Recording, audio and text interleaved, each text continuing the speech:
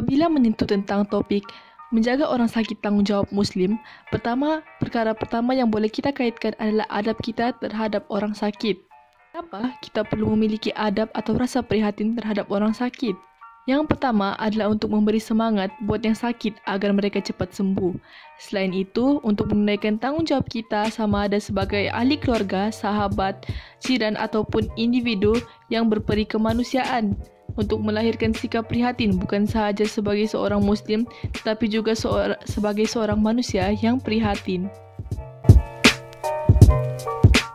As'alullah al-azim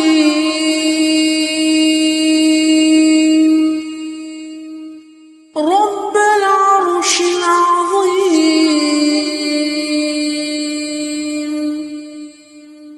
ay yashfiyak. Aku memohon kepada Allah yang Maha Agung agar menyembuhkan penyakitmu. Adab-adab ketika melawat orang yang sakit terbahagi kepada 3, yaitu ibadah, emosi, dan fizikal. Dari konsep ibadah, kita boleh mendoakan kesehatan mereka. Doakan untuknya seperti yang dikatakan, "Ya Tuhanku, afiatkanlah sahabatku ini," ataupun katakan kepadanya, "Semoga Allah menyembuhkan saudara dengan segera." Seterusnya, membantu mereka yang ingin melakukan ibadah. Sebagai contoh, mengajarkan kepada mereka tata cara solat bagi orang yang sakit sekiranya mereka tidak tahu. Dari aspek emosi pula, kita boleh memberikan semangat dan motivasi agar mereka sentiasa sabar dan redha. Nasihatkan mereka supaya bersabar kerana sakit itu mendapat pahala yang banyak dan ini sebagai dugaan semata-mata. Seterusnya, tidak melakukan sesuatu yang boleh mengganggu ketenteraman mereka dengan bunyi bising ataupun tempo ziarah yang lama. Jangan duduk terlalu lama di sisinya kerana perkara itu akan membawa kepada jemu si pesakit. Aspek yang terakhir pula iaitu dari segi fizikal. Kita boleh memastikan tempat dan tubuh badan pesakit sentiasa bersih. Dengan ini, si pelawat dan juga si pesakit tersebut sentiasa berada dalam keadaan yang selesa. Apakah hikmah beradab kepada orang yang sakit? Yang pertama, kita dapat menggembirakan pesakit agar hatinya tenang dalam menempuh ujian Allah. Yang kedua, kita dapat mengeratkan ukhuwah sesama anggota masyarakat agar hidup diberkati Allah.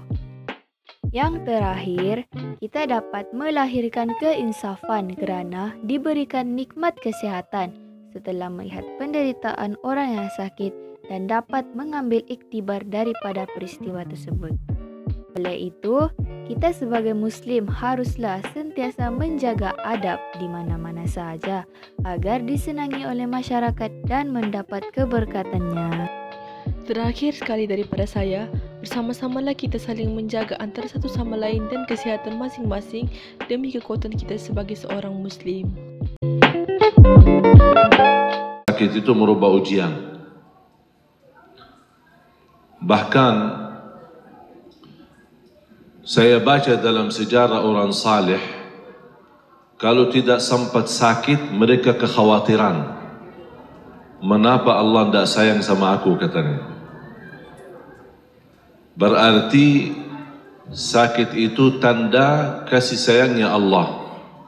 Ada orang pasti bertanya, kok bisa tanda sayangnya Allah, kok jadi sakit?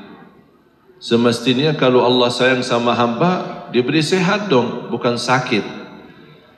Mohon maaf, cuba lihat berapa banyak manusia yang tertipu dengan nikmat sehat. Banyak orang sehat tapi tidak beribadah. Kapan dia ingat Allah? Pas lagi sakit. Salah satu hikmah daripada ujian adalah menjadikan kita orang yang ikhlas.